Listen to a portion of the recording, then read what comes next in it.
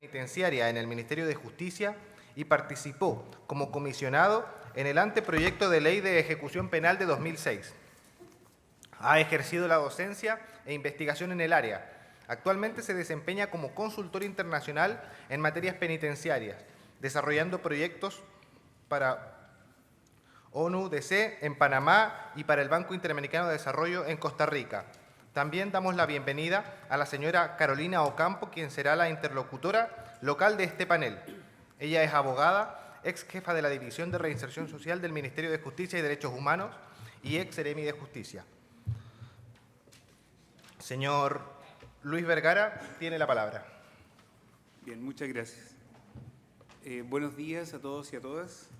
Vamos a, sin más demora, a dar inicio al primer panel de discusión, que, como bien se ha mencionado, intenta buscar experiencias que desde el sistema penal puedan fortalecer el proceso de reinserción social.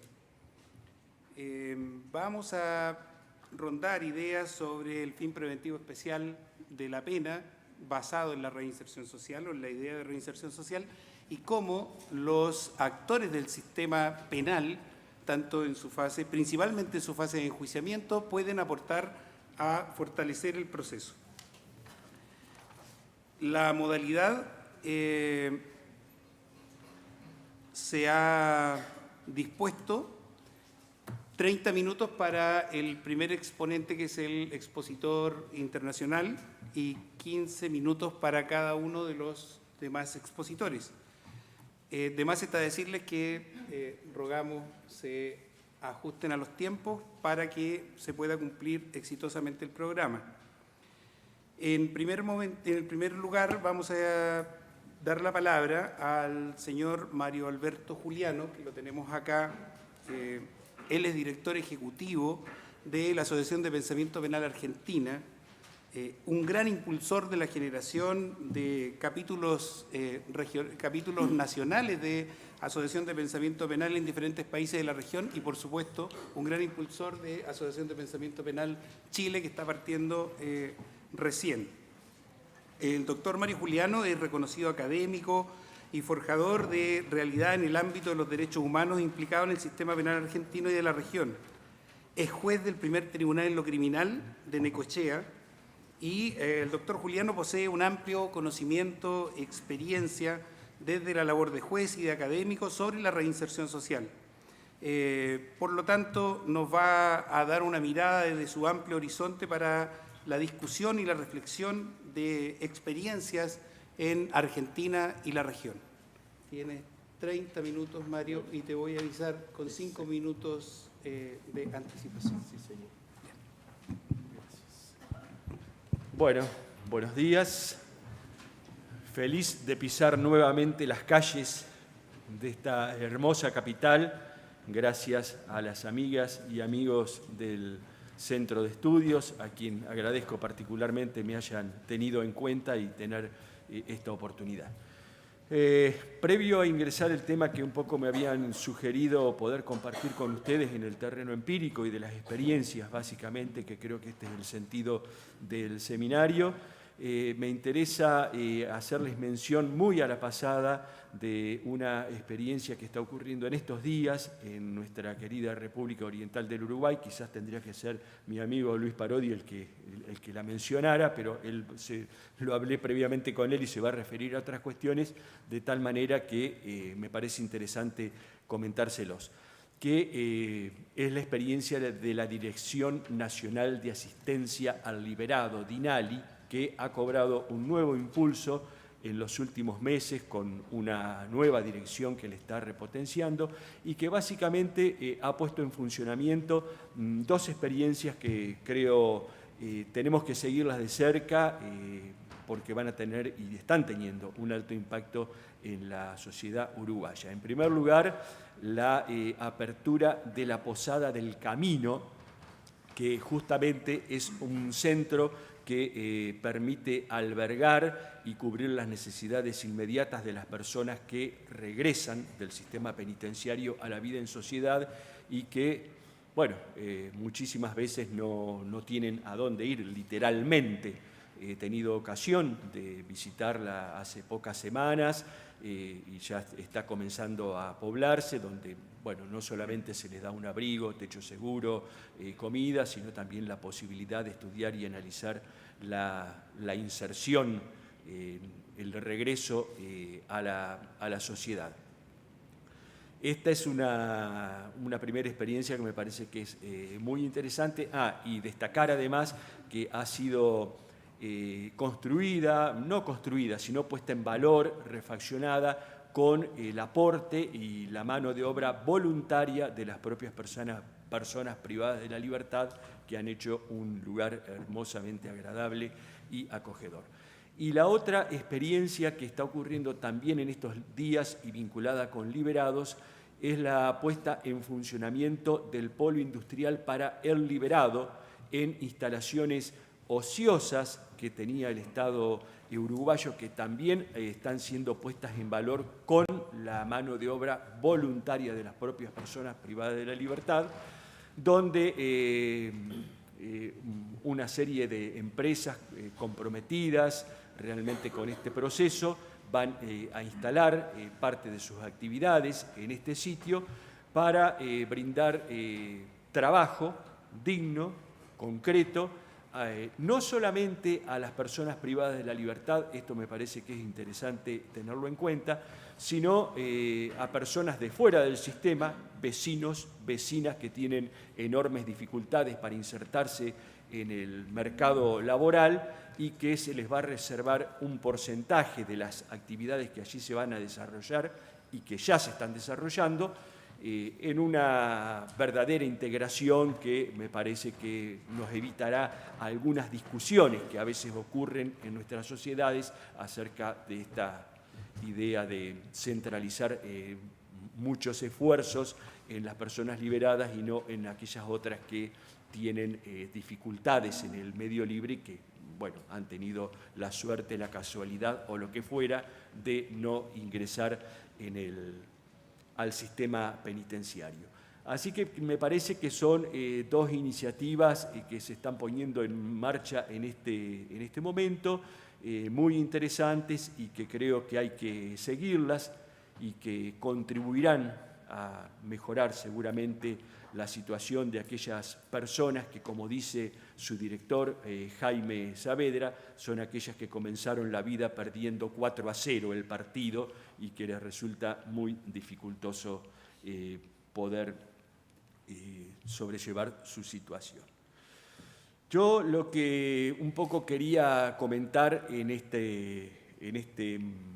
intervención y lo que me han pedido es uno de los proyectos que en los largos años que llevo de activismo social, francamente más me ha apasionado y más me ha enamorado, francamente, en el cual estoy depositando la mayor cantidad de mis esfuerzos y tengo muchísimas ilusiones y expectativas.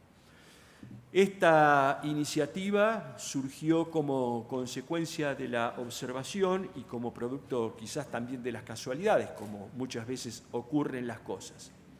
Hace unos años atrás comenzamos a ver de qué modo en nuestro país, en Argentina, había algunas personas que habían sufrido delitos y que sin embargo, algunos de ellos muy graves, como ahora les voy a comentar, y que sin embargo reaccionaban frente a estas situaciones de un modo muy distinto a cómo habitualmente lo hacen otras víctimas o cómo lo hace el estereotipo, al menos que nosotros imaginamos, de las personas que han sufrido delitos. El primer caso que identificamos, seguramente que para atrás, claro que sí, hay muchísimos otros, fue el de Francisco Gallo, el juguetero neuquino, un vecino aquí de Chile, del otro lado de la cordillera, un señor que tiene una juguetería, que una madrugada, escucha que le estallan la vidriera de su comercio. Bueno, inmediatamente viene la policía y les avisan que habían detenido a los autores del hecho. Cuando va prácticamente en pijama a ver qué era lo que ocurría, ahí se encuentra con las manos apoyadas sobre el patrullero a 3 niños, una niña y 2 niños pequeños, menores de edad, que habían roto la vidriera del local y se habían apoderado de unos peluches. Esto es exactamente de este modo. Francisco, que es un alma superior, les dijo que no, que los dejaran inmediatamente y que les permitieran que se llevaran esos peluches. Al otro día, estando en su negocio, aparece una señora con los 3 niños, que era la madre, para que los chicos le querían pedir perdón por lo que había ocurrido. Él, por supuesto, que los perdonó, y no solamente eso, sino que también se involucró con la suerte de estos chicos para, ayudarlos en el proceso de escolarización, que regresaran a la escuela, y él mantiene aún hoy un vínculo con esta familia, por supuesto una familia con dificultades. Tras de eso, tomamos conocimiento de otro hecho con características similares en una localidad cercana a donde yo vivo, en la provincia de Buenos Aires, una ciudad que se llama Tandil, donde en uno de los barrios marginales, una patota, nosotros le decimos un grupo, una gavilla, no sé cómo le puedan decir aquí, de jóvenes, interceptan a un muchachito que regresaba a su casa, menor de edad, y por cuestiones del momento le propinan una paliza, una golpiza severa que lo manda al hospital con traumatismo de cráneo y con una situación muy severa. La primera reacción del papá de este chico, Sergio Núñez, que es un albañil, un hombre muy humilde, fue salir a buscar a los agresores, la primera reacción humana. Fueron pasando los días y, bueno, resultó que, por supuesto, los chicos que habían cometido la agresión vivían en el mismo barrio. Se fue encontrando individualmente con cada uno de ellos, interpelándolos cómo era que había ocurrido una cosa así, a otro igual, a otro par de ellos, haberlos agredido de esta manera. Y lo cierto y lo concreto, y para hacerlo breve y corto, fue que les propuso montar una bicicletería social en el fondo de su propia casa. Es decir, a las personas que habían agredido a su hijo, llevarlos a su casa para que juntos comenzaran a aprender un oficio y a poder ganarse la vida. Esto fue un impacto muy fuerte en la familia de Sergio, hasta que lo pudieron comprender y aceptar. Hoy, afortunadamente, ya hay un local donde está la contención de numerosos chicos en situación humilde, que seguramente de no estar esta intervención iban a ingresar en el sistema, y no solamente los niños y las niñas, sino también los familiares de los chicos que están aportando y contribuyendo a esta situación. Puedo contarles muchísimos casos de este tipo. Voy a hacer alusión a un último, que es el caso de Daniel Vega, que vive en la ciudad de Posadas, capital de la provincia de Misiones, en el norte de la República Argentina, a quien también un joven intercepta a su hijo cuando regresaba de bailar en la madrugada, y exigiéndole el teléfono celular en esas circunstancias que ocurren a la madrugada, le descerraja un disparo con un arma de fuego, dicho sea de paso, con el arma reglamentaria de su padre, que es policía, y le ocasiona la muerte de modo instantáneo al hijo de Daniel Vega.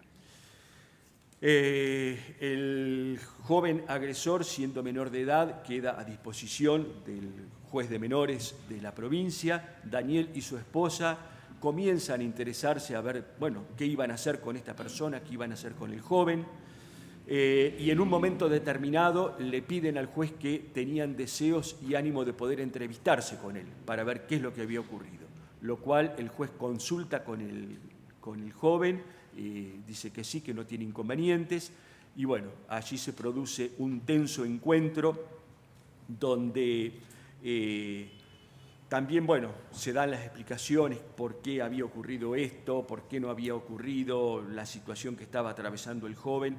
Lo cierto y lo concreto es que esa reunión termina con Daniel y Estela, su mujer, perdonando al agresor y abrazados y llorando en un momento emocionalmente muy intenso. Estos casos numerosos, repetidos, bastantes más de los que nosotros pensamos, fue lo que nos hizo ver que aquí residía una enorme fuerza contracultural y que era interesante y que era bueno y positivo poder darle una expresión organizativa con las personas de carne y hueso, sin tercerizar el dolor, y aquellas personas que, como aquí se ha dicho más temprano, comprendieron y están absolutamente convencidas que la solución a los problemas sociales no pasa a través del endurecimiento de la ley penal y de las prisiones, sino que pasa a través de la construcción de convivencia e integración.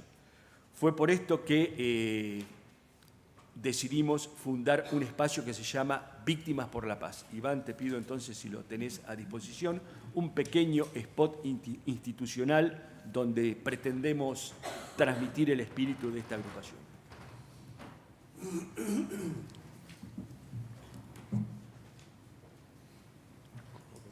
Si las lágrimas se convierten en puñales, generan más dolor. Si las tristezas son disparos en la sien que buscan venganza inmediata, la muerte se seguirá burlando de los sueños. El perdón no es solo un mandato bíblico, ni la oración del pastor, ni el mensaje de Dios al que vos más le creas. Es una cuestión de hombres y mujeres de bien. Solo quienes pueden aceptar, abrazar, creer, solo ellos pueden levantar la bandera del mundo en paz. Pero el mundo no es el elemento esférico que nos mostraban en el colegio y que hacíamos girar como si fuera un juguete. El mundo es tu barrio. Es lo que pasa en la esquina, es el club de fútbol, es la escuela de tu hijo, en la academia donde baila tu sobrina, en la fábrica con 1000 obreros. Es el kiosco, el taxi, el bondi, es el que va en moto, el que camina. Somos nosotros, los que a cada golpe mal dado inyectamos la esperanza de que todo pueda cambiar. Somos nosotros, somos víctimas por la paz.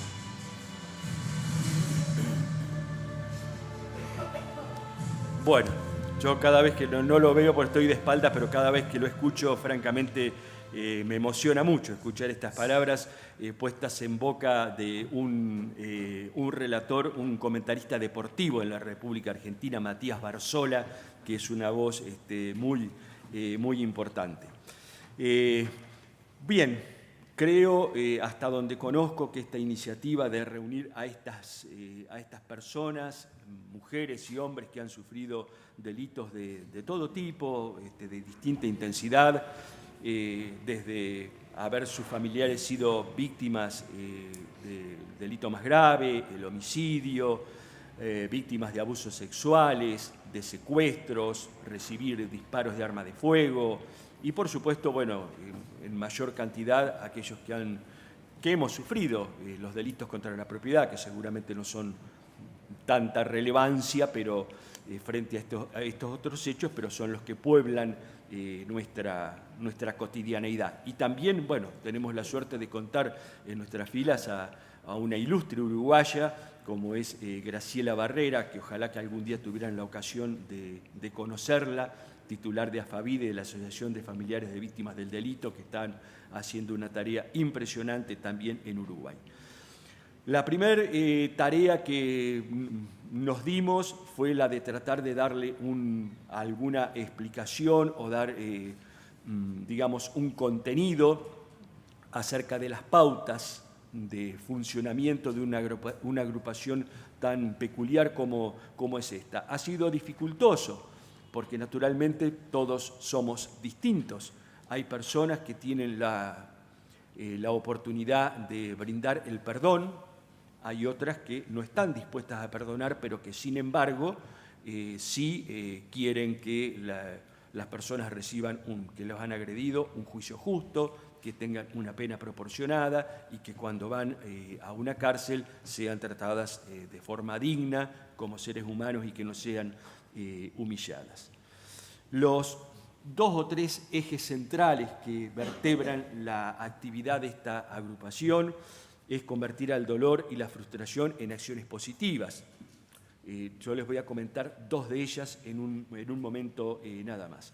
Luego, lo que decía hace un momento, Víctimas por la Paz no es incompatible con la acción de la justicia, es decir, no se trata de una agrupación abolicionista, pese a que dentro de nuestras filas también hay abolicionistas, personas como es, probablemente ustedes lo hayan escuchado nombrar, Luis Tagliapietra, uno de los padres de un marinerista del Ara San Juan, hundido hace unos meses atrás y que todavía no ha podido ser hallado en el Océano Atlántico.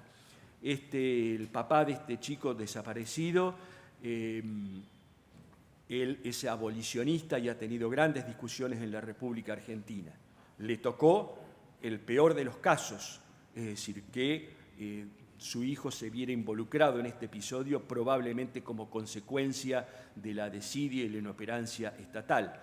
Él ha tenido declaraciones públicas con posterioridad diciendo que no desea que aquí haya sanciones, que nadie vaya preso como consecuencia de este episodio, que lo único que desea es conocer la verdad. Realmente me parece que tiene un mérito enorme. Tampoco pretendemos confrontar con otras víctimas, confrontar con personas que ven el conflicto social de otro modo, que piden venganza, que piden el peor de los mundos para sus agresores. Bueno, ninguno de nosotros sabemos cómo reaccionaríamos si nos tocara tener que afrontar episodios graves en nuestras personas o en las personas de nuestros familiares, de tal modo que simplemente esto constituye, bueno, una opción, una alternativa distinta, que es el esfuerzo que estamos vertebrando. Luego, Víctimas por la Paz no es olvido, no es impunidad ni tampoco es candidez. Es decir, por supuesto que las personas que han sufrido episodios graves, el dolor lo siguen teniendo adentro de la pérdida de un familiar o de las cosas que le han ocurrido, pero como dice uno de los integrantes de nuestra agrupación, esta también es una forma de hacer justicia, una forma diferente, pero también un modo de hacer justicia.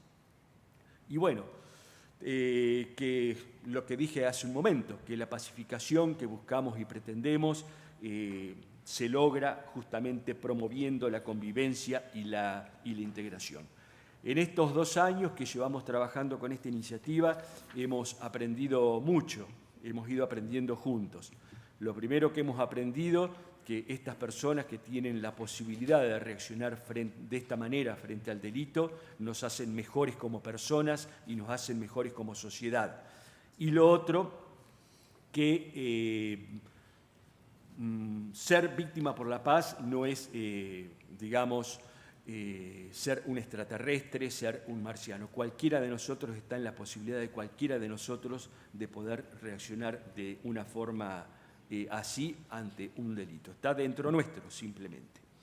Les quería, ya para ir ajustándome al tiempo, comentarle, hemos hecho muchas actividades, presentamos el espacio en el Congreso de la Nación, Luis Parodi nos acompañó en esa ocasión, pero quería comentarles 2 iniciativas. La primera es la que nosotros hemos denominado, tratando de ser lo más sintéticos y gráficos posible, el encuentro entre ambos mundos. Numerosas experiencias de visitas de Víctimas por la Paz a los establecimientos penales, donde cada experiencia es absolutamente emocionante, el ejercicio empático de ponernos en el lugar del otro, las personas que han cometido un delito, ponerse en el lugar de la víctima y viceversa.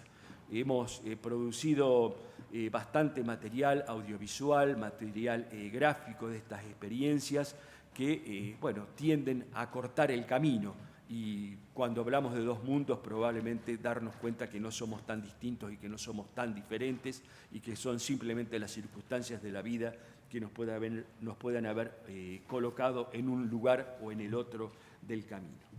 La otra experiencia que estamos llevando adelante, ya con algunos logros muy concretos y muy tangibles, lamento no tener el tiempo para poder comentarle porque son cuestiones muy emocionantes, es la creación de lo que hemos denominado el espacio de encuentro.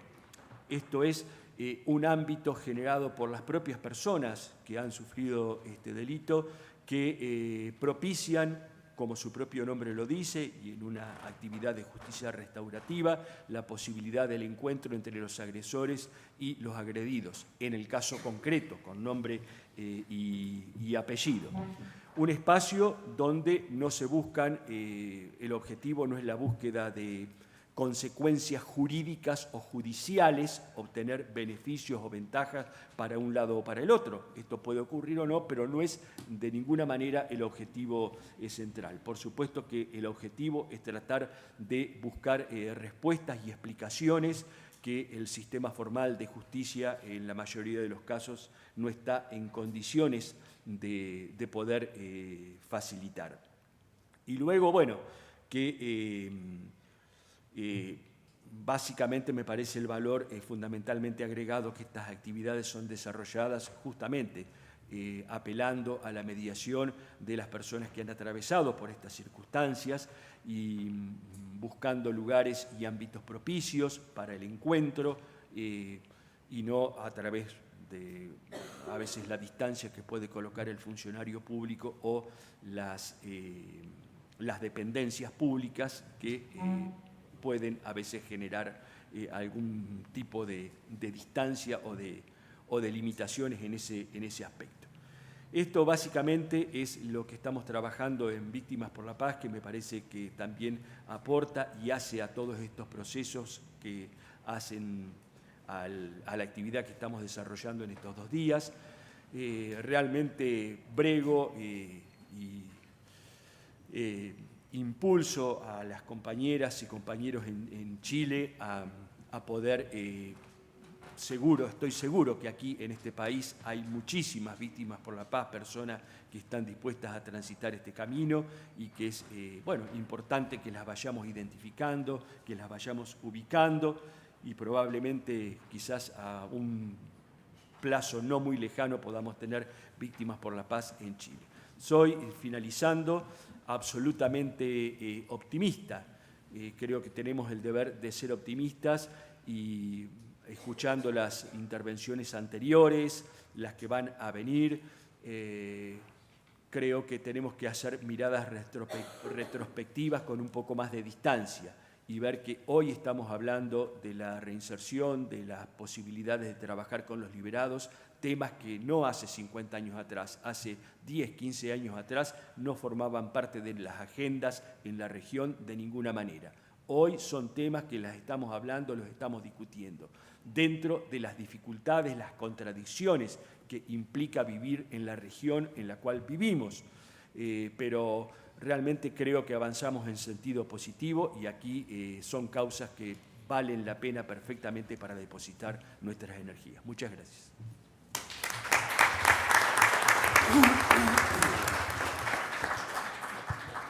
Muchas gracias, Mario. Primero por la tremenda experiencia que nos has, con la que estás contribuyendo y segundo por el ajuste de los tiempos. Es muy importante esa mirada fresca de la reinserción, cómo visualizar nuevamente a la víctima dentro de un sistema muy formal, resignificar su rol y por sobre todo reconvertir este dolor en acciones positivas, como tú lo decías y como dice Jaime Saavedra en la hermana República del Uruguay, en amor, cómo reconstruir esto en base al amor. Bueno, corresponde el turno de nuestro segundo ponente. Él es el señor Juan Fernando Paso, juez presidente del Cuarto Juzgado de Garantía de Santiago, con 21 años de carrera judicial en diversos cargos, profesor de Derecho Procesal, ministro suplente de la Corte de Apelaciones de Santiago en múltiples periodos, participó como representante del Poder Judicial en mesas de trabajo y comisiones por la implementación de la Ley 20.603, que es la que modifica la Ley 18.216 de medidas alternativas y establece las penas sustitutivas. Tiene un tiempo de 15 minutos. Por supuesto. Buenos días.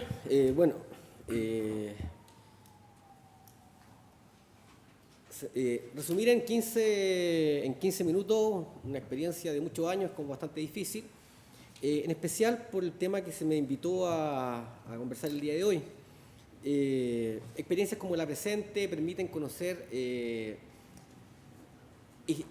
historias como la que ha contado el profesor, colega acá presente, que nos llevan al convencimiento, y a mí me llevó en su oportunidad el convencimiento, de que en realidad la represión no va a bajar la delincuencia, sino solo el trabajo serio, utilizando muchas herramientas de la justicia restaurativa que a nivel mundial se aplican en términos con bastante éxito, y en base a aquello, lo que voy a indicar el día de hoy es en base a mi experiencia, no es una posición oficial del Poder Judicial bajo ningún respecto, y hago esa aclaración para que en definitiva no se diga que el Poder Judicial piensa, sino es lo que yo pienso a raíz de lo que he trabajado, y en especial en materia de reinserción desde el año 2017, oportunidad en que me tocó conocer en una pasantía el modelo de intervención en imputados que se desarrolla en Escocia, en el cual claramente la realidad económica es distinta, la inversión es enorme,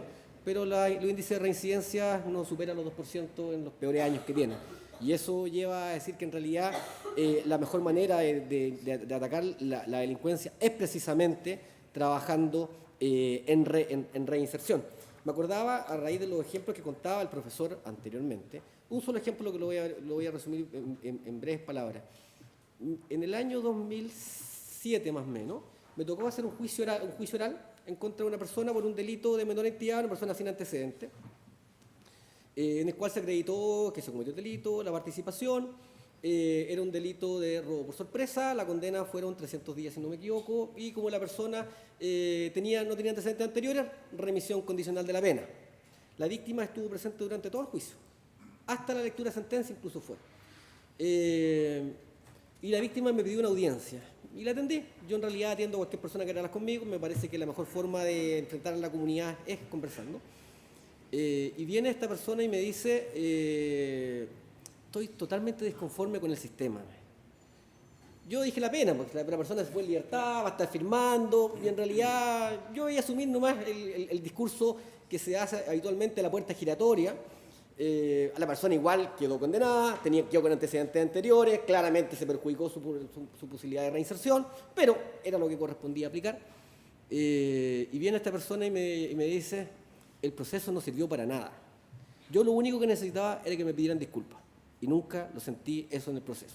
O sea, si eso lo hubiéramos atacado con el sistema de mediación penal, eso se habría solucionado en 2 meses, habríamos tenido una víctima contenta con el sistema y un imputado que va a estar, después de responsabilizarse, trabajando en su reinserción. Claramente, cuestiones de ese tipo me llevaron al convencimiento de que, en definitiva, hay que tratar de avanzar en un camino distinto. En ese camino distinto, en su oportunidad, estuve trabajando con el ministro de la Corte Suprema, el señor Valderrama, en tratar de implementar un tribunal de ejecución de pena, que es largo de contar, no me voy a gastar en eso porque pasaría los 15 minutos hablando de aquello, pero en definitiva aquello me llevó al convencimiento de que precisamente este tipo de medidas de justicia restaurativa, de trabajo con el imputado, de acompañamiento posterior, tiene muchos mejores efectos que la represión propiamente tal, que no lleva a nada, sino nos llega una persona bastante más enojada con la sociedad y que va a atacarla lo más probable en un futuro muy cercano.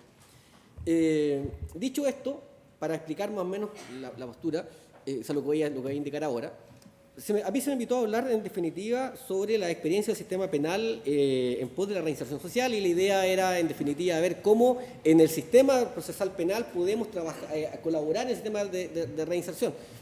Y yo cuando empecé a hacer la preparación digo, ¿desde qué punto lo presento? ¿Por qué?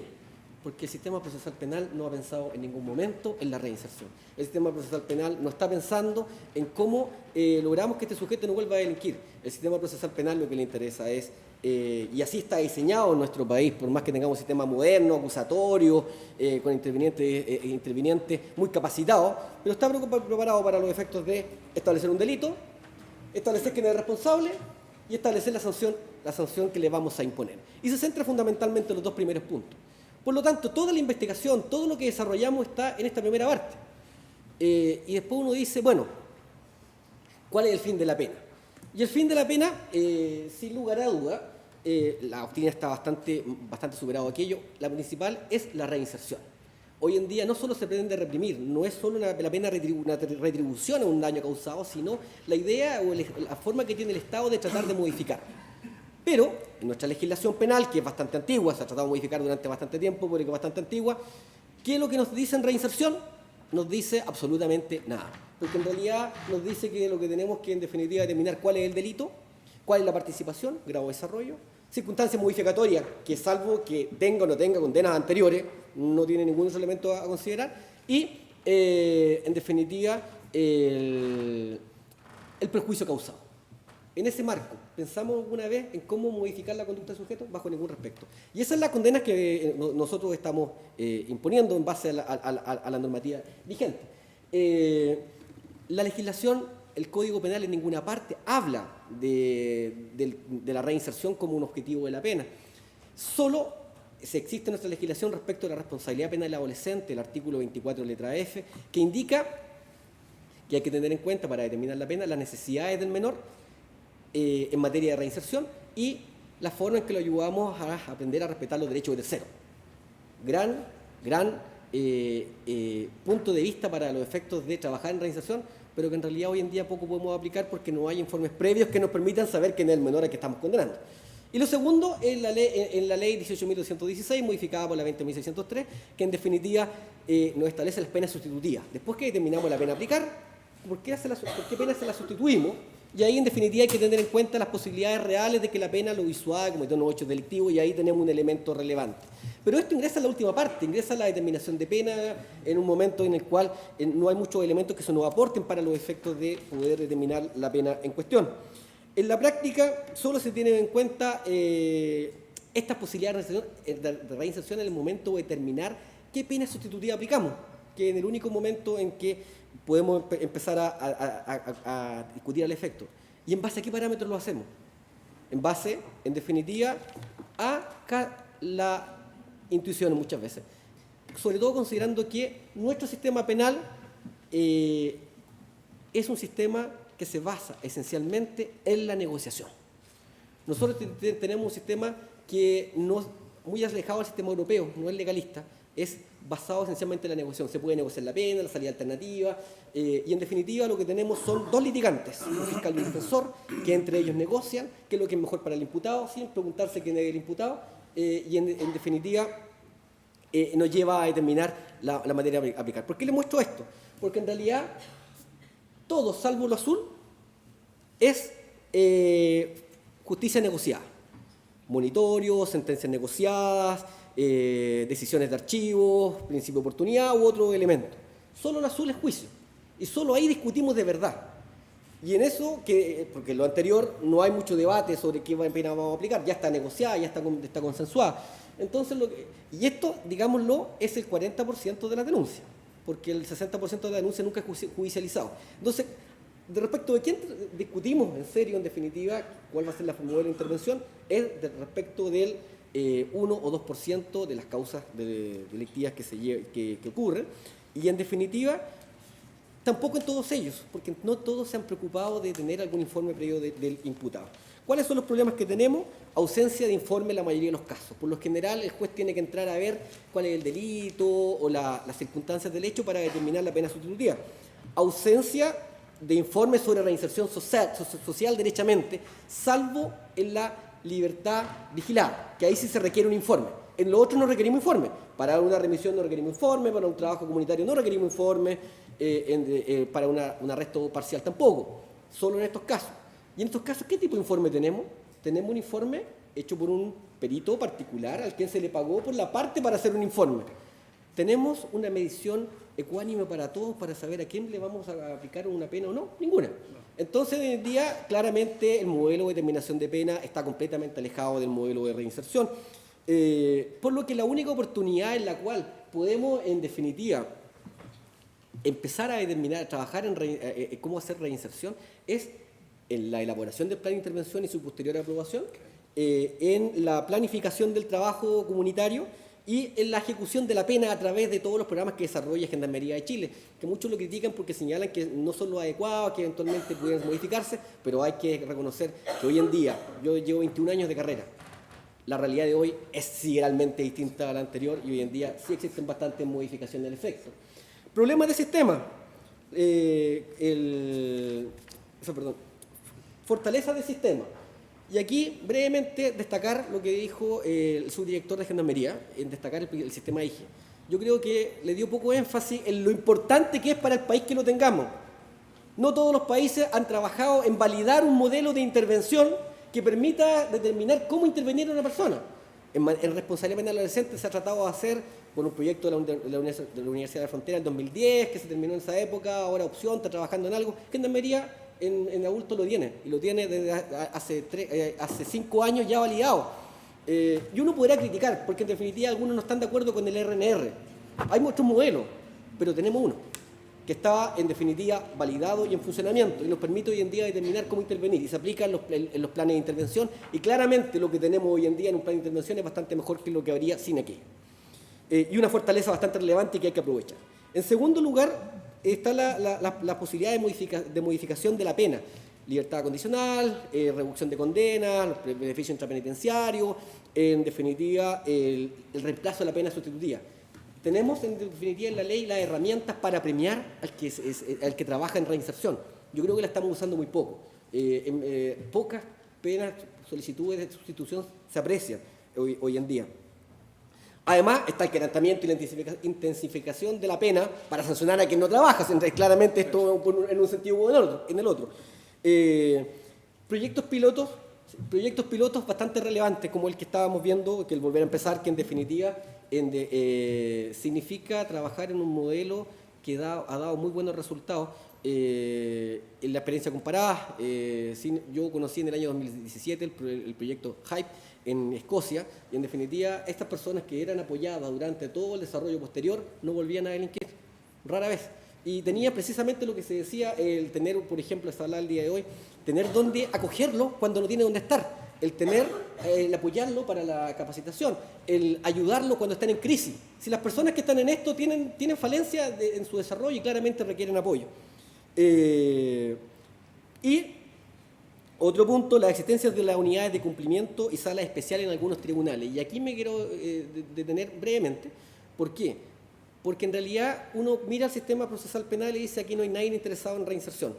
Cuando tenemos tribunales que sí tienen esto sin que la ley lo exija, quiere decir que hay jueces que están interesados en esto y que pueden en definitiva participar en colaborar en estos proyectos. Cuando se creó el Tribunal de Ejecución de Pena, había que redestinar jueces. Era un proyecto que no tenía costo, por lo demás, para el país. Costos muy, muy bajos.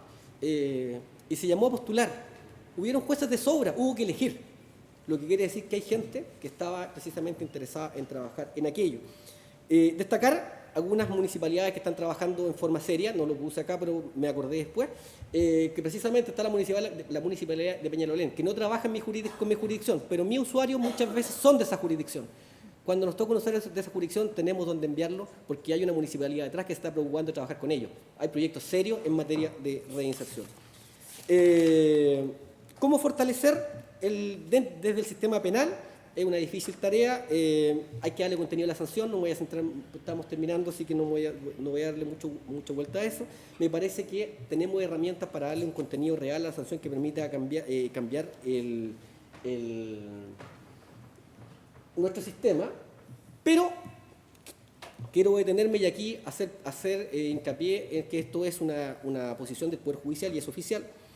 ¿Cuál es el principal desafío? Hacer el gran cambio que se requiere. El Poder Judicial ha sostenido en todos los medios que mientras no tengamos un tribunal de ejecución de pena, no vamos a trabajar en serio. Necesitamos jueces que precisamente miren el problema de un punto de vista distinto, en el sentido de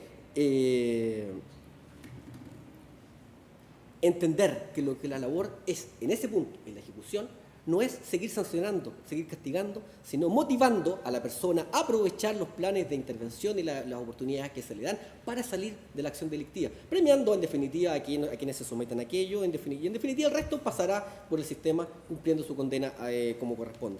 Esto ha dado muy buenos resultados a los países que existen, nosotros no lo tenemos, Hay mucho interés en avanzar en aquello. Entiendo que hoy día el gobierno está trabajando precisamente en un proyecto del efecto. Ojalá que esto resulte. El Poder Judicial en su oportunidad trató de implementarlo, no resultó. Y por último, fortalecer los planes que hay. El Tribunal de Tratamiento de Drogas es una gran institución, toda vez que permite atacar un factor criminógeno relevante como es el consumo, el que comete el delito porque es consumidor de droga y en ese entendido, y la mediación penal. La mediación penal es el único modelo que deja a las víctimas conformes. Me parece que me pasé mi tiempo, así que es más o menos lo que quería aportar. Gracias.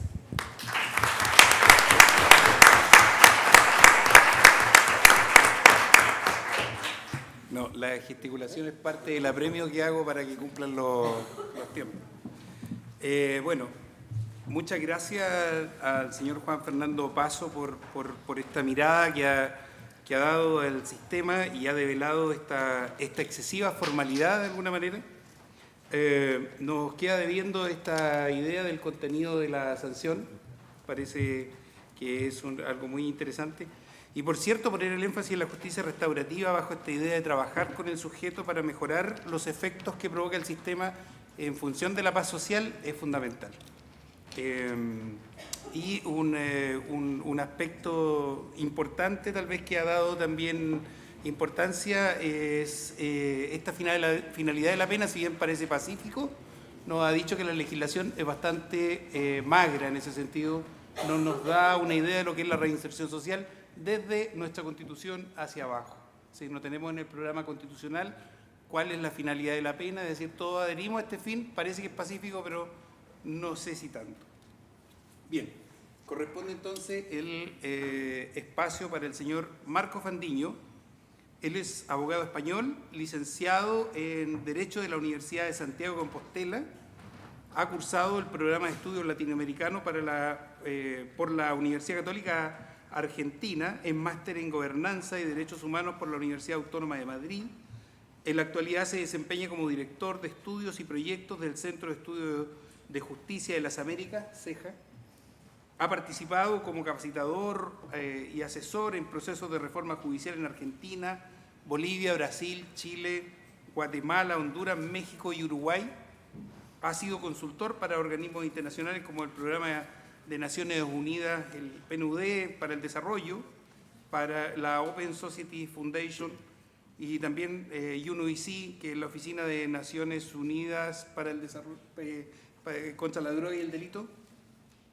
Su especialidad son las temáticas de reforma procesal penal, reforma procesal civil, acceso a la justicia y mecanismos alternativos de solución de conflictos. Tiene 15 minutos, don Marcos. Muchas gracias, Luis, por la presentación. Muchas gracias al Centro de Estudios de Seguridad Ciudadana por la invitación, a su director Rodrigo Salas, a Andrea Cabezón y al resto del equipo. Tengo un desafío porque estoy bastante de acuerdo con los dos expositores y tampoco quiero hacer esto muy aburrido. Por lo tanto, voy a tratar de salirme un poquito de la presentación que tenía pensada y quiero defender una tesis un poco excéntrica, compartiendo el punto del magistrado de que el sistema procesal penal en Chile no se preocupa de la reinserción, sino que por el contrario es un sistema que está mucho más centrado en la imposición de la pena. Voy a tratar de defender que el sistema procesal penal en Chile tiene capacidad para abandonar ese modelo y con el modelo procesal vigente y con las instituciones procesales vigentes trabajar en una lógica completamente diferente. Antes de eso quiero preguntarme cómo hemos llegado a esta situación, porque el sistema penal en Chile está mucho más cerca de un sistema de justicia retributiva basado en la imposición de una pena de forma proporcional a un infractor y porque se ha alejado de esta idea de la justicia restaurativa que está basada mucho más, obviamente, en un ideal de reinserción. Y esto tiene que ver con que el sistema que se implementa en Chile, el sistema adversarial, tiene potencial para trabajar en lógica restaurativa, pero en vez de potenciar, estos elementos se han debilitado. El sistema adversarial en Chile nace bajo la idea de excepcionalidad de la prisión preventiva. Las reformas normativas han ido en la dirección contraria. Restringir la capacidad discrecional del juez para imponer medidas cautelares alternativas a la prisión y, por el contrario, cerrar esta capacidad discrecional y obligar al juez, en muchos casos, a imponer prisión preventiva. ¿Qué decir de la diversificación de respuestas procesales? El sistema procesal penal permite llevar adelante una serie de alternativas distintas al juicio oral. El magistrado nos mostraba la estadística. Todas estas instituciones, como la suspensión condicional del procedimiento, los acuerdos reparatorios, el principio de oportunidad, pueden ser una base y un marco normativo muy importante para llevar adelante procesos de justicia restaurativa. En vez de encaminar el sistema hacia esta vía, las instituciones y las decisiones políticas la han llevado hacia el lado contrario, hacia el lado de la justicia negociada, es decir, de la transacción entre los operadores del sistema de justicia, en muchos casos en base a sus intereses o en base a sus sistemas de evaluación del desempeño, desoyendo tanto los intereses de la víctima como del imputado. ¿Cómo hacemos para revertir esta situación? Es decir, ¿cómo hacemos para que este sistema adversarial, que es un sistema muy flexible, que nos permite llevar adelante salidas alternativas distintas al juicio oral, distintas a la condena, distintas a la pena, logramos de alguna forma reconducirlo?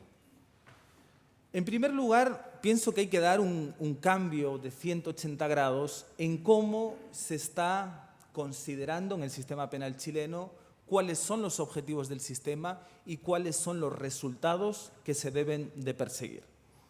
Existen concepciones muy erradas y en el paso del tiempo hemos visto cómo, por ejemplo, se asocia una salida judicial, es decir, una salida en la cual intervenga un juez, como una salida de alta calidad del sistema. Y este ha sido un error transversal que ha estado tanto en la doctrina como en la rendición de resultados que hacen las instituciones. No necesariamente que los casos se judicialicen quiere decir que son respuestas de mayor calidad. Por otro lado, lo que hemos visto es que este sistema nace con una vocación genuina de generar un sistema más eficiente. Esto es justo, esto es legítimo, ya que no tenemos que olvidar que el sistema adversarial busca reemplazar un sistema altamente contaminado como el inquisitivo, que entre sus debilidades tiene que es un sistema poco eficaz de perseguir la criminalidad. Ahora bien, lo que se ha visto con el paso del tiempo es que esta eficiencia, esta lucha por la eficiencia se ha convertido en algunos casos en cierto eficientismo.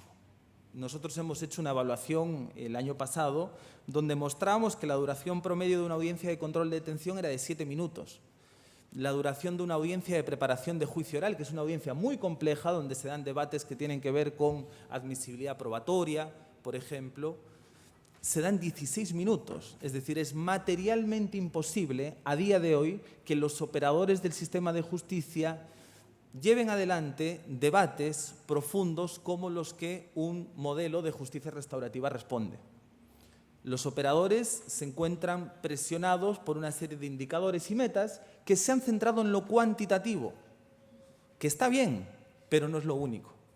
Y hemos perdido ese norte. Es decir, ¿cuál es el impacto que debe tener el sistema penal? ¿Cuáles son aquellas salidas que consideramos positivos? ¿Qué resultados queremos que el sistema penal le dé a la sociedad? Sin lugar a dudas, para poder llevar adelante un cambio en este paradigma, es necesario abandonar la concepción actual de las salidas alternativas en el proceso penal chileno. En la actualidad, las salidas alternativas, quiero mencionar 3 solamente porque son las que más se vinculan con la posibilidad de llevar adelante justicia restaurativa. Un acuerdo reparatorio entre la víctima y el imputado, por ejemplo, en el cual el imputado se comprometa a de alguna forma restituir de alguna forma a la víctima que ella considere relevante, una suspensión condicional del procedimiento, por ejemplo, en la cual la Fiscalía acuerda, en este caso con el imputado, la imposición de una condición para suspender el procedimiento. Si se cumple esta condición, quedaría también extinguida la responsabilidad penal, o el principio de oportunidad, que interviene mucho antes en hechos en los cuales nos afecta el interés público. En estos 3 casos, lo que se está viendo es que el uso de estas salidas alternativas está únicamente dirigido hacia la descongestión del sistema. Son mecanismos que tienen los operadores del sistema para deshacerse de casos, para darle una salida rápida a los casos. Estoy obviamente generalizando, ¿verdad? Puede haber buenos ejemplos, pero si uno ve mayoritariamente cómo se emplean, es desde esta lógica. ¿Qué debemos hacer? Debemos cambiar el foco. Las salidas alternativas al proceso penal no pueden ser vistas solamente desde esta lógica de la transacción o la negociación, bajo la lógica de la justicia negociada, es decir, un acuerdo según el cual el fiscal habla con el imputado y le ofrece esa suspensión condicional. Tenemos que empezar a instalar una serie de ideas que todavía no están en el debate público. En primer lugar, estas salidas alternativas tienen que ayudar a solucionar el conflicto. Mientras no ayuden a solucionar el conflicto primario que finalmente se canaliza hacia el sistema, no van a tener ningún objetivo y no van a tener ningún impacto en la sociedad. ¿Y cómo trabajamos esto? Pues efectivamente la justicia restaurativa nos da varias ideas y nos da varias posibilidades, pero también hay que hacer algunas diferenciaciones. Podríamos decir que todas estas alternativas al juicio oral son los resultados que el sistema da. De alguna forma son los instrumentos legales que tienen los operadores del sistema de justicia para canalizar los conflictos, ¿de acuerdo? Cada una de ellas tiene sus reglas procesales. Ahora bien, ¿cómo podemos llevar adelante un tratamiento del conflicto que con posterioridad desencadene en una de estas salidas procesales? Tenemos una gran cantidad de margen para ello. En Chile, por ejemplo, existe la mediación penal. Y como existe la mediación penal, también pudiesen existir otras técnicas de solución de conflictos que se utilicen para efectivamente buscar estos procesos de restauración en los conflictos. Con posterioridad, obviamente, de utilizar estas técnicas, que en la mayoría de los casos son técnicas de comunicación, obviamente los casos se van a judicializar por alguna de estas vías. Y en ese sentido tenemos que mirar más allá. No solamente está la mediación penal, tenemos juntas restaurativas, tenemos programas de reconciliación víctima-ofensor, tenemos conferencias de grupo familiar. Es decir, hay una gran cantidad de modalidades de justicia restaurativa que se debería incorporar en el uso cotidiano. ¿Y para ello qué requerimos? Requerimos decisión, y requerimos decisión política e institucional al mayor alto nivel. Dentro de la política de persecución penal del Ministerio Público de Chile debiese existir una claridad conceptual acerca de cuáles son aquellos conflictos en el cual el Ministerio Público, como gestor de la conflictividad, quiere llevar adelante este tratamiento. En la actualidad, ¿qué hemos visto? Hemos visto todo lo contrario. El Ministerio Público, a través de sus metas y sus indicadores de evaluación de desempeño, ha de alguna forma condicionado que los fiscales lleven los casos hacia una vía o hacia otra. Ahora hace falta un compromiso mayor, es decir, el Ministerio Público va a querer invertir tiempo y esfuerzo en que en algunos casos podamos llevar este tratamiento. Esa es una decisión que le corresponde al Ministerio Público como organismo autónomo. Pero, por otro lado, también corresponde tomar una decisión interinstitucional. ¿Por qué una decisión interinstitucional? El modelo vigente, el modelo en el cual las salidas alternativas son puras transacciones entre operadores del sistema de justicia, tiene una ventaja, que es un modelo menos costoso. Es decir, en muchos casos se puede solucionar en una audiencia muy rápida, en una llamada de teléfono entre el fiscal y el defensor, y ya tenemos salida alternativa. Por el contrario, si nosotros queremos aplicar un modelo de justicia restaurativa, esto requiere, 1, tiempo, y 2, equipos multidisciplinarios. Y lo que tenemos que pensar es dónde vamos a implementar estas unidades y equipos multidisciplinarios. Tenemos varios modelos. Uno podría ser en la Fiscalía, otro podría ser en el Poder Judicial. Todas estas decisiones se tienen que tomar en sedes y en instancias interinstitucionales. Otra pregunta que se tienen que hacer todas las instituciones del sistema tiene que ver con qué tipo de delitos vamos a querer resolver a través de la justicia restaurativa. Inicialmente ha existido una visión que es esta visión más descongestionadora, que nos dice que resolvamos los delitos de bagatela, los delitos de menor entidad, a través de la justicia restaurativa.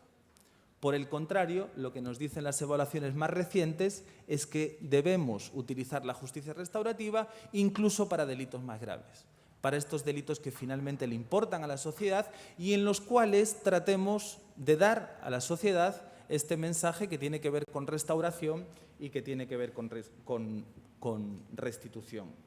Todos estos debates en la actualidad no se están dando. Y en ese sentido yo creo que, si bien es cierto que el sistema procesal penal chileno viene en una dirección completamente contraria a la justicia restaurativa, tiene la suficiente base normativa para poder llevar adelante todas estas iniciativas. Ahora bien, esto no es un tema de la ley. Obviamente sería ideal que Chile tuviera una ley como la Ley de Mecanismos Alternativos de Solución de Conflictos de México, donde tiene todo esto regulado, o la de Costa Rica. Pero precisamente Chile a otros países de América Latina lo que le ha enseñado en términos de reforma judicial es que estos cambios no pasan por la ley. Estos cambios pasan por cómo se adapta la institucionalidad y la política pública. En su momento, Chile fue un país exitoso en la implementación del sistema adversarial. Ahora, en este tema tiene que volverse a dar un debate con la suficiente profundidad. El tema normativo no es un impedimento, pero las instituciones tienen que trabajar en esta línea. Tienen que fijarse nuevos objetivos, no tan centrado en lo cuantitativo y más centrado en lo cualitativo y en el impacto que tiene en la ciudadanía. Finalmente, todo esto debe ser adoptado e implementado como una política pública a nivel estatal. Los proyectos pilotos tienen un objetivo, que es mostrar un resultado, hacer una evaluación de este aprendizaje y finalmente generar una política pública a nivel nacional. Lo que no podemos hacer es vivir engañados y entusiasmados de proyectos pilotos que aparecen, que desaparecen, porque, como mencionaba el magistrado, ya hemos probado estos resultados. Los tribunales de tratamiento de drogas son mecanismos efectivos. ¿Por qué? Porque nos permiten solucionar los conflictos primarios. Por otro lado, la mediación penal también es un mecanismo efectivo. Yo creo que ya ha llegado el momento de aprender de todas las experiencias, no seguir embelesados en estos programas piloto y finalmente tomar decisiones que afecten al conjunto del sistema, ya que, como podemos ver en la estadística, 1.500.000 casos todos los años, cuarta población penitenciaria de América Latina, y esto requiere una respuesta a nivel nacional. Muchas gracias.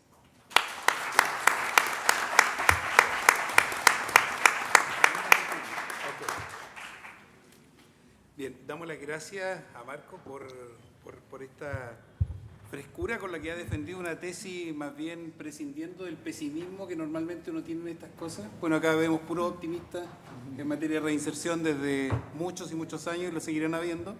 Cada día hay más, parece, y defiende una postura muy optimista. También de velar este aspecto negativo de lo cuantitativo que tiene nuestro sistema y cómo esto nos ha ido o nos está llevando por un camino en donde estamos desatendiendo los reales objetivos que se pretenden, entre ellos la reinserción social.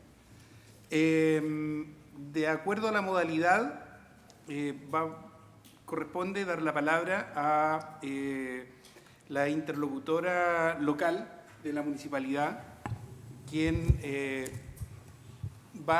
la depositaria directa de las experiencias que están entregando nuestros ponentes. Y entonces la riqueza estaría dada por esta interacción que usted pueda desarrollar, Carolina, con ellos. Así que le dejo la palabra. No tenemos mucho tiempo, tenemos 15 minutos para esto y vamos a tratar de matizar con algunas ideas que también están dentro de las preguntas. ¿Sí? Gracias. Adelante, Carolina. Bueno, yo vengo hoy día en representación de la Municipalidad de Peñalolén. A modo de contexto, quisiera contarles al público y a los expositores ilustres y muy destacados que han relatado de muy buena manera para nosotros desde el mundo local lo que el sistema penal hace en reinserción social. Desde lo municipal, desde la Municipalidad de Peñalolén tenemos cierta experiencia. Podríamos decir que no podríamos denominarnos como un municipio, un gobierno local que tenga una política local en reinserción social. Sí han habido iniciativas y avances y tenemos una autoridad con un compromiso político y con su comunidad y población de ejecutar acciones en torno a la reinserción social desde un enfoque de derechos, por lo demás. En este momento somos una de las 10 comunas de la región metropolitana que tiene una dupla del programa Volver a Empezar ejecutándose en la comuna.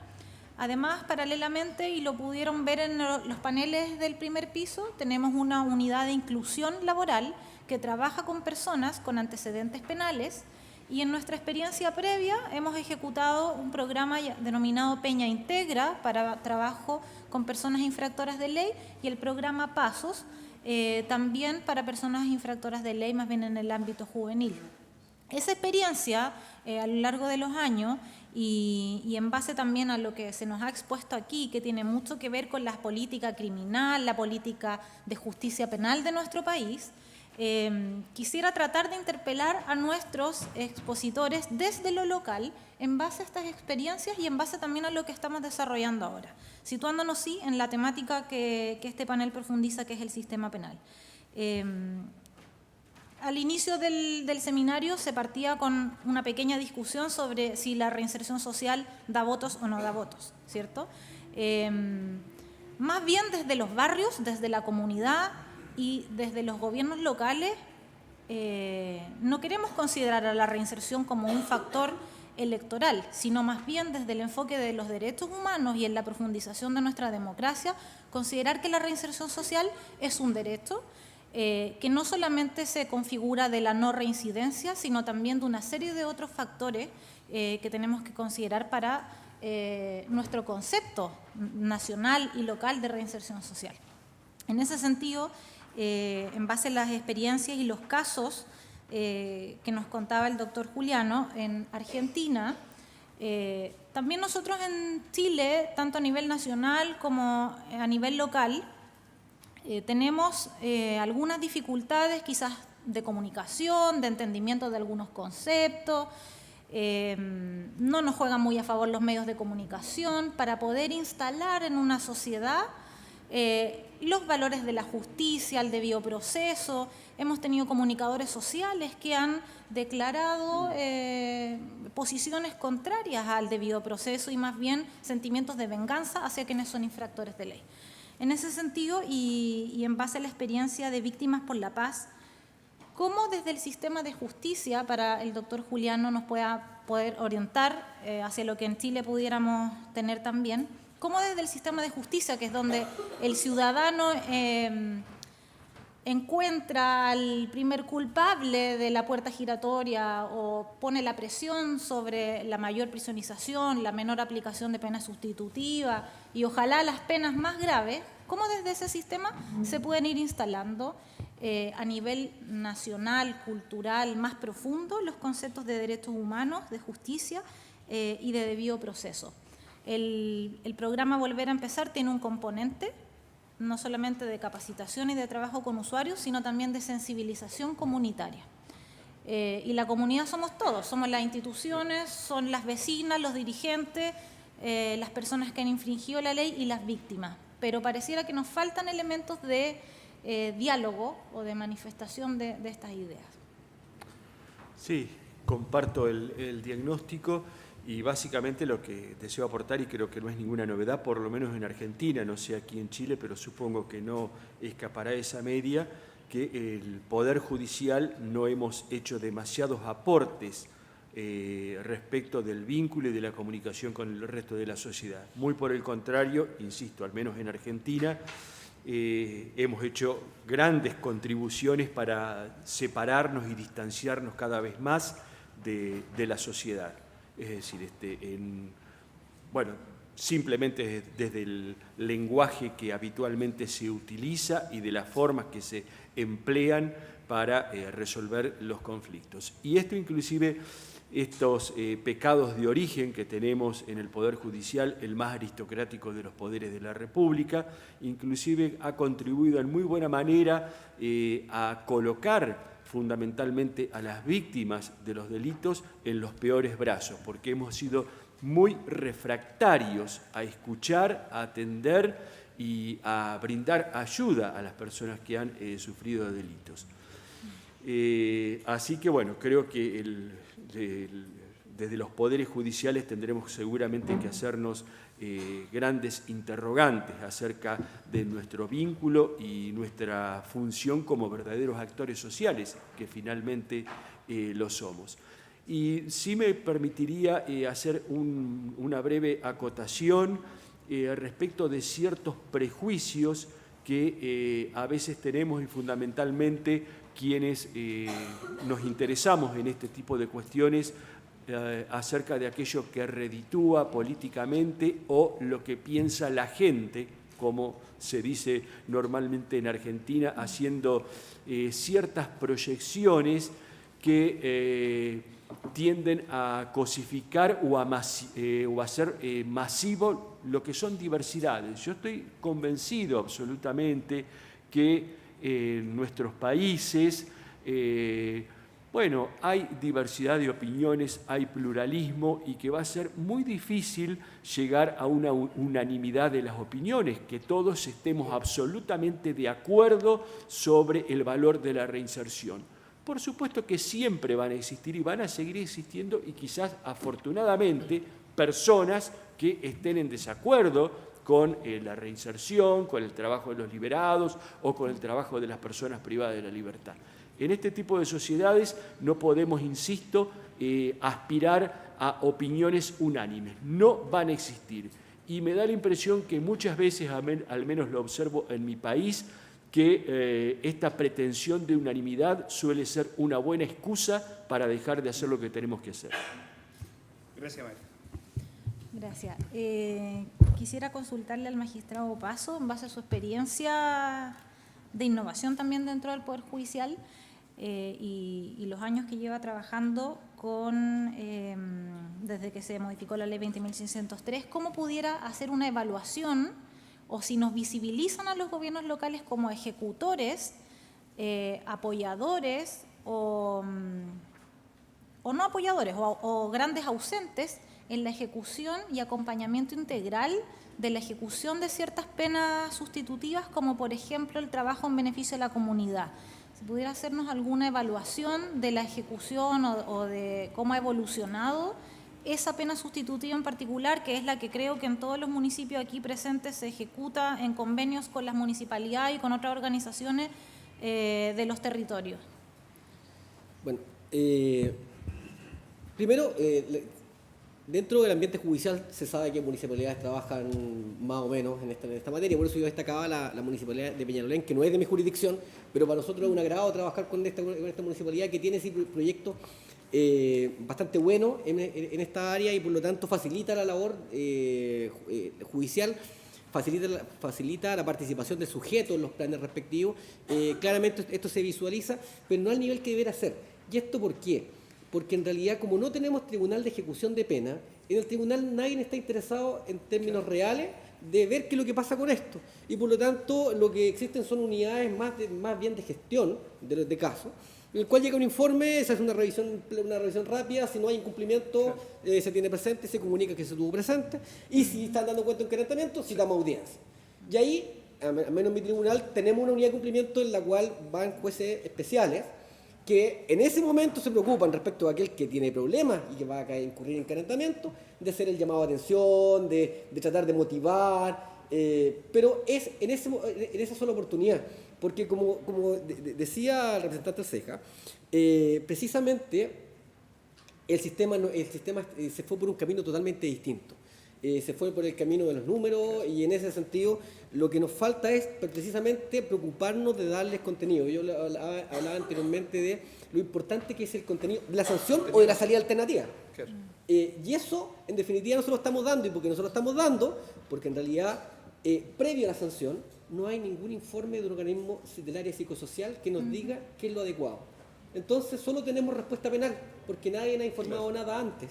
Y de ahí lo único que queda es tomar esta institución, darle algún contenido, la salida alternativa, el trabajo comunitario, y ahí las instituciones que más tienen participación son las que ejecutan, y nosotros solo por la vía de la motivación eventualmente, sobre todo teniendo en cuenta que el sistema no nos llama a eso.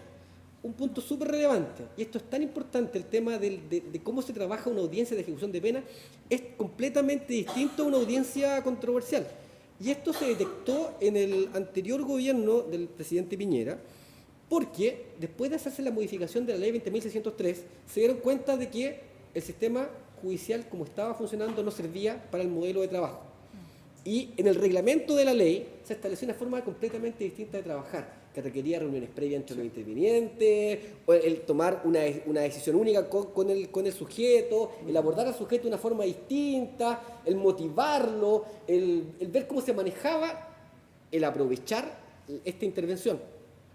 Bueno, eso por razones netamente formales, porque en realidad eso en materia de un proyecto de ley, o sea, de una ley y no es proyecto en materia de un reglamento, la Contraloría General de la República representó el reglamento, se eliminó esta parte y salió sin aquello. Solo destacar, ¿por qué lo quería destacar? Porque ya tenemos claro el problema, como decía el representante de Ceja. Lo que hay que hacer es la modificación que nos permita avanzar en el área respectiva.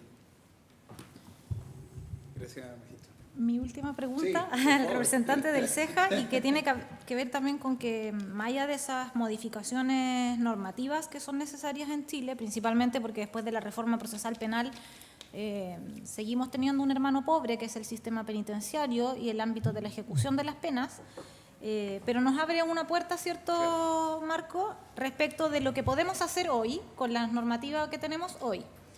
En ese sentido, en el año 2016 se modificó la Ley Orgánica de Municipalidades. Se creó un nuevo sistema, ¿cierto? Se crean los consejos comunales de seguridad pública, se integran nuevas funciones al municipio, y entre las nuevas funciones, que esto también podría ser un elemento interesante abordar desde esta mirada de cómo podemos hacer más acciones de reinserción con el sistema actual, es que esta nueva normativa permita a las municipalidades ejecutar acciones en el ámbito de la reinserción social. La palabra reinserción social antes no existía en la Ley Orgánica de Municipalidades, ¿ya?, hasta la incorporación de este artículo. Pero ahora existe y se nos permite celebrar convenios con nuestras instituciones públicas, como es el convenio de Volver a Empezar, por ejemplo, pero no restringe las instituciones públicas solamente al Ejecutivo. Eventualmente podrían haber convenios con el Poder Judicial, podrían haber convenios con el Ministerio Público, que finalmente nos hagan pensar en un nuevo engranaje y podamos nosotros estar a disposición también de un sistema penal que durante el proceso también ejecute acciones de reinserción. En ese sentido, más que pregunta, lo planteo como parte también de esta mirada positiva de nuestro sistema, en donde también las municipalidades somos actualmente actores, o podemos llegar a ser actores utilizando esta nueva normativa que nos rige, teniendo a Gendarmería de Chile como un integrante por ley de los consejos comunales de seguridad, y que tanto provecho le hemos sacado a esa instancia. Yo creo que todavía poco provecho se le ha sacado.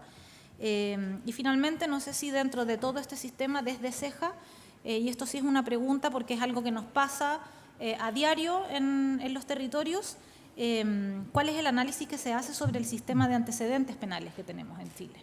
Que finalmente complica los procesos postpenitenciarios y a las intervenciones posteriores a los cumplimientos de condena nos complica bastante ejecutar acciones integrales en beneficio de los sujetos en proceso de reinserción. Bueno, yo creo que el rol de las municipalidades, sin lugar a dudas, es fundamental, sobre todo porque en Chile existen iniciativas positivas en ámbitos muy relacionados, pero que muchas veces no están interconectadas. Por ejemplo, en el ámbito de la prevención de delitos, sabemos que en los últimos años se han llevado adelante iniciativas muy interesantes, como la que tú mencionas de los consejos comunales de seguridad ciudadana, pero cuando uno ve cómo se coordinan los mecanismos de prevención de delitos con los mecanismos de control de delitos, vemos que las instancias de diálogo son cero. Es decir, el Estado da una respuesta, por un lado, que me parece acertada en el ámbito comunitario, en el ámbito de las municipalidades, y luego da otra respuesta a través de tribunales de justicia, Ministerio Público. Ahora bien, el Estado se pregunta cómo coordina estas dos respuestas, y lamentablemente uno ve que, por ejemplo, las instancias de coordinación interinstitucional, existe una comisión de coordinación del sistema de justicia penal, son instancias más bien protocolares, instancias en las cuales los equipos técnicos, una vez se implementó la reforma, han dejado de participar, son instancias más políticas. Y por otro lado, yo he hecho en falta muchas más coordinaciones sectoriales entre instituciones específicas. Por ejemplo, Ministerio Público y todos los mecanismos de prevención. El Ministerio Público también debiese estar interesado en que se prevengan delitos, porque eso va a suponer que no tengan esta importante carga de trabajo que tienen en la actualidad. Entonces, siguiendo con tu pregunta, creo que es fundamental precisamente la labor que pueden tener las municipalidades en ese sentido. El tema de antecedentes no lo tengo muy estudiado, así que prefiero no contestarte. Y en relación a la labor que pueden tener ustedes como municipalidades y la comunidad durante el proceso judicial, creo que está muy desaprovechado. Y quiero hacer un ejemplo muy concreto. La suspensión condicional del procedimiento es una institución muy utilizada en Chile. En el año 2011 llegaron a ser 150.000 suspensiones condicionales del procedimiento, en la cual al imputado se le impone una condición y queda suspendido el procedimiento hasta que se cumple con esta condición.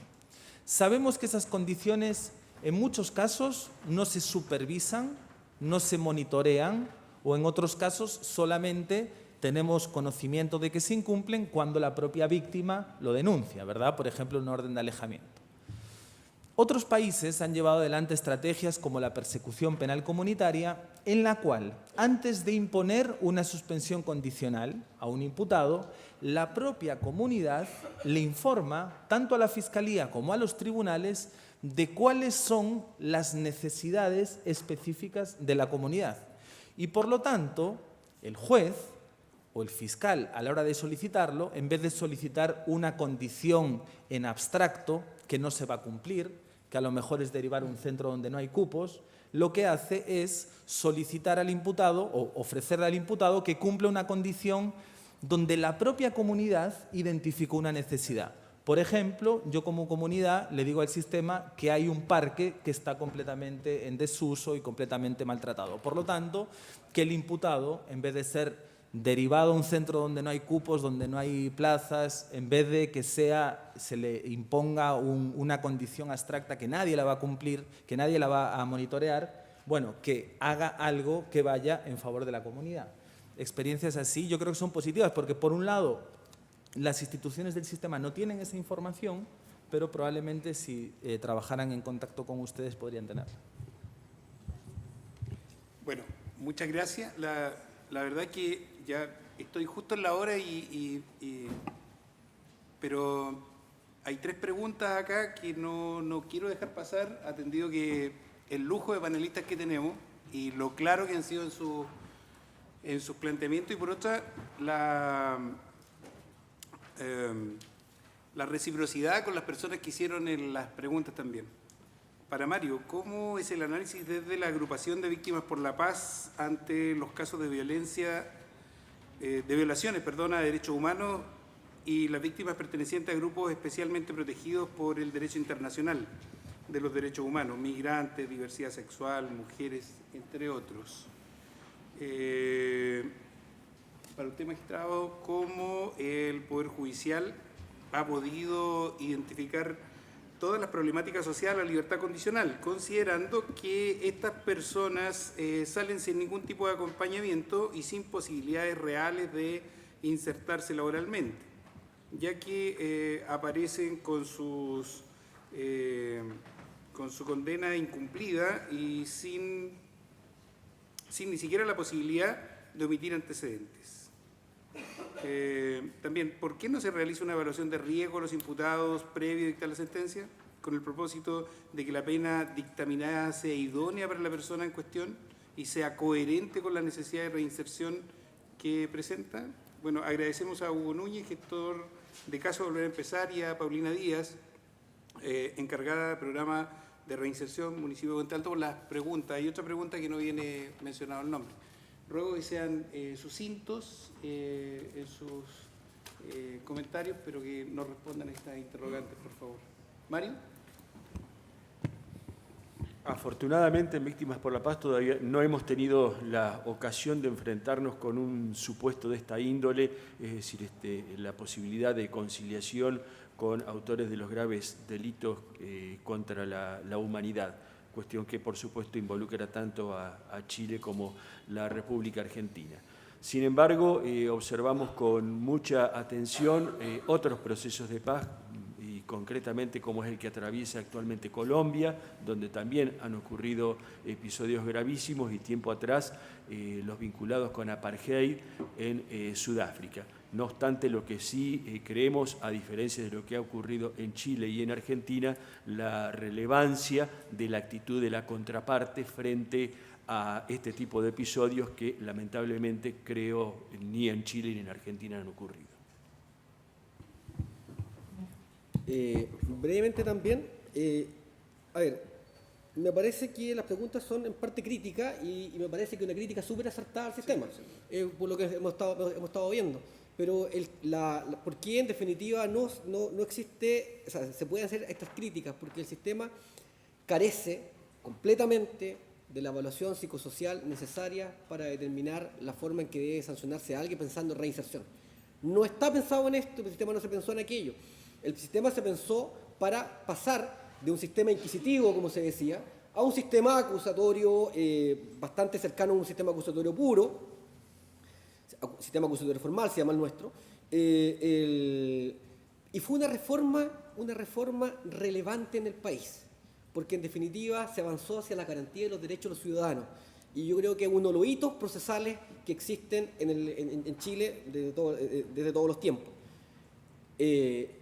Sobre todo pensando que en definitiva, antes que esto había muchas críticas, pero había muchas otras necesidades, educación, salud. La inversión de esto fue enorme, todo pagado por el Estado, no hubo aporte extranjero, y en definitiva se hizo una revolución en esta área. Pero la revolución pretendía plasmar más la garantía del ciudadano en el proceso, y por lo tanto no se pensó nunca en este tema de la reinserción. Nos falta ahora el avance siguiente, y en definitiva, si este avance no surge de la academia, como surgió la reforma procesal penal, difícilmente vamos a avanzar. La reforma procesal penal fue el fruto del trabajo de la Universidad de Chile y la Universidad de Portales, fundamentalmente de un punto de vista académico que después se plasmó en la parte política. Bueno, yo creo que la Casa de Bello y otras universidades, la Universidad de Concepción, donde estudié yo, tienen una obligación social que es trabajar en algo pensando en el efecto. Y precisamente, como el Poder Judicial se preocupa de promover el contenido, de ninguna forma. No hay tribunales de ejecución de pena, por lo tanto el que impone la sanción por estos parámetros que yo le dije originalmente, que son de un punto de vista objetivo, y después en el plan de intervención eventualmente puede tener alguna participación, pero como no hay una obligación para el juez, ni una especialización, en definitiva va a depender del juez que esté en la audiencia si le pone alguna mirada distinta o no. Que después las personas salen de libertad y nadie se preocupa de ello. Totalmente de acuerdo. Yo creo que lo peor que podemos hacer es eso. Esa persona que sale a las 12 de la noche o a las 10 de la noche, parece que lo están saliendo ahora, en la calle, sin un peso. Lo más probable es que cometan un delito incluso para irse a la casa. Claramente no podemos llegar y dejar a las personas que salgan a hacer el día que tienen que salir, porque hay un trabajo previo y un trabajo de seguimiento. Y esto me parece que el proyecto actual va en ese sentido. Y por último, la evaluación de riesgo, sin lugar a dudas no existe. No está dentro del procedimiento, ni siquiera respecto de los menores, donde sería absolutamente más esencial.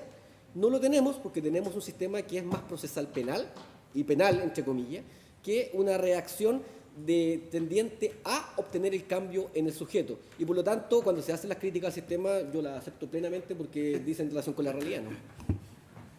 Bien, hemos dado cumplimiento casi en los tiempos, pero estamos bastante bien.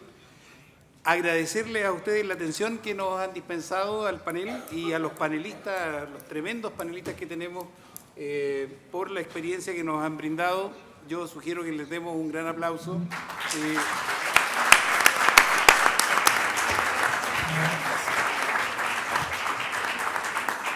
Bueno. Muchas gracias a los expositores, a la interlocutora. Cerramos la jornada de esta mañana. Esperamos que tengan un agradable almuerzo. Les solicitamos ser puntuales con su regreso.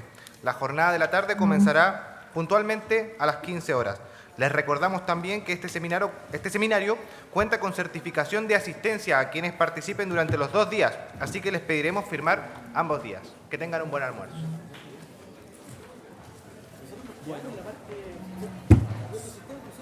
Hola, ¿qué tal?